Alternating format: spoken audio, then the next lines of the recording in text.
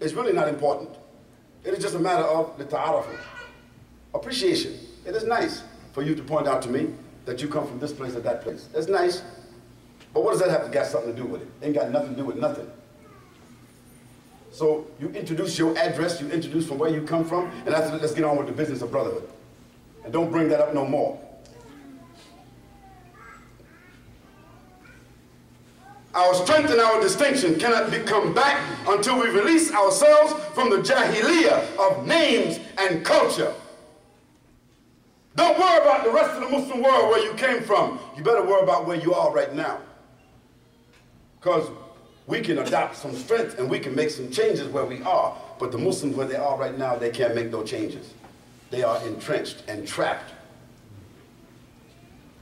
Things we can do. One, invite another Muslim to your home. Every week, invite a different Muslim to your home. Make sure he's a different ethnicity. He ain't your homeboy. Talk to your family about brotherhood.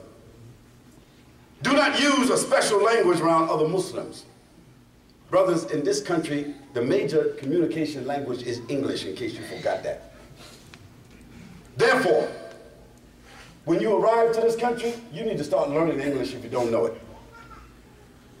When you are around people who don't speak English, speak with them in the language that you can communicate with them, but do not be speaking your mother tongue around other Muslims purposely, because then you're going to create suspicion and division among other Muslims. The common language in this country here is English.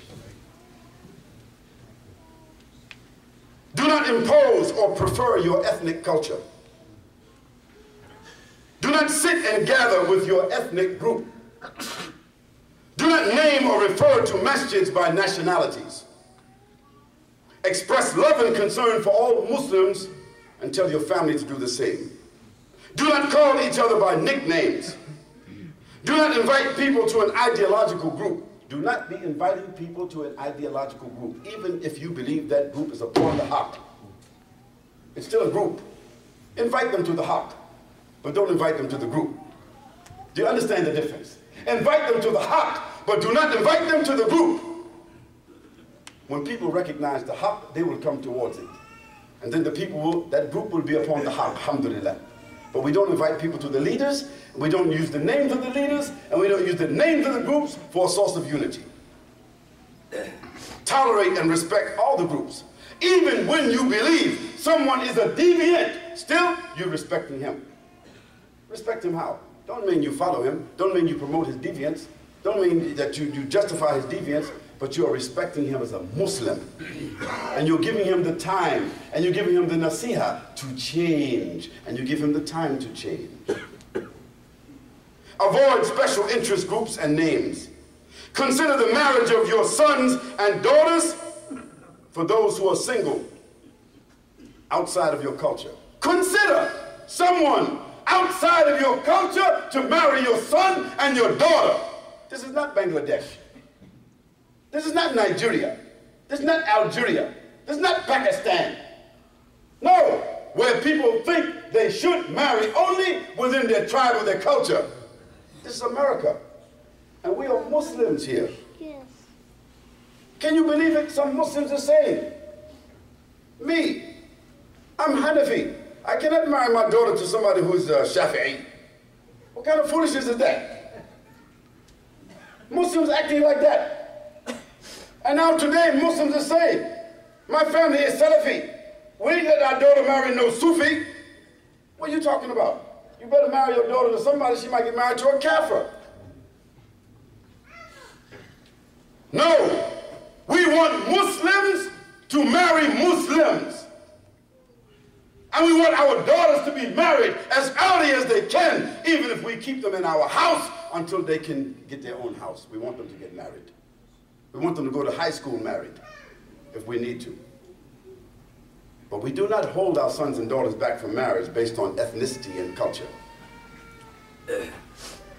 Be prepared to apologize and forgive another Muslim for the pleasure of Allah. And avoid all forms of backbiting, gossiping, slandering, ghiba, and namima. And brothers and sisters, never go to sleep at night with ghillah inside your hearts. Bury the hatchet. Do not go to sleep at night with any enmity in your hearts towards any Muslim. ربنا آتنا في الدنيا حسنة وفي الآخرة حسنة وقنا عذاب النار. ربنا آتنا من لدنك رحمة وهيئ لنا من أمرنا رشدا. ربنا إننا آمنا فاغفر لنا ذنوبنا وقنا عذاب النار. ربنا آمنا فاغفر لنا وارحمنا وأنت خير الراحمين. لا إله إلا أنت سبحانك إني كنت من الظالمين. يا الله غفور رحيم برحمتك يا أرحم الراحمين ارحمنا. يا أرحم الراحمين ارحمنا. يا أرحم الراحمين ارحمنا. يا الله غفور رحيم برحمتك يا أرحم الراحمين. عباد الله، إن الله يأمر بالعدل والإحسان وإيتاء ذي القربى وينهى عن الفحشاء والمنكر والبغي يعظكم لعلكم تذكرون. ولذكر الله تعالى وأعلى وأولى وأعز وجل وأتم وأحم وأكبر. وأقيموا الصلاة